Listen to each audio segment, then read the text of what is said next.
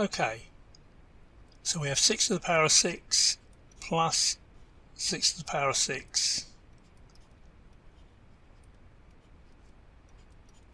etc. We have that 6 times. What's the answer?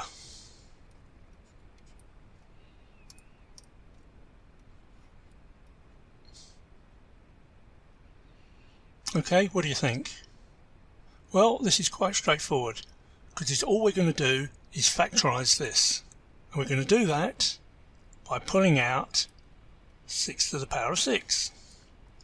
So that leaves us with 1 plus 1 plus 1 plus 1 plus 1 plus 1.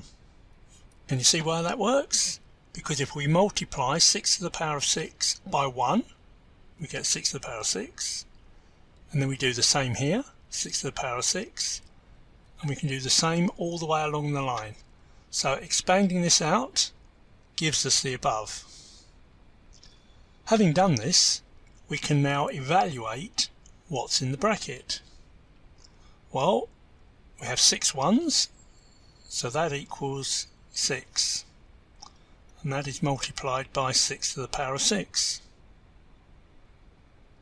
Now, what it's useful to know is that if you have a number raised to a power, and that is multiplied by the same number raised to a different power, then the answer is that same number raised to the 2 powers added together.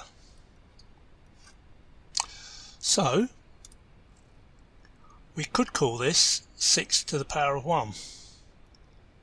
Therefore this equals 6 to the power of 6 plus 1, which is 7. And that's our answer.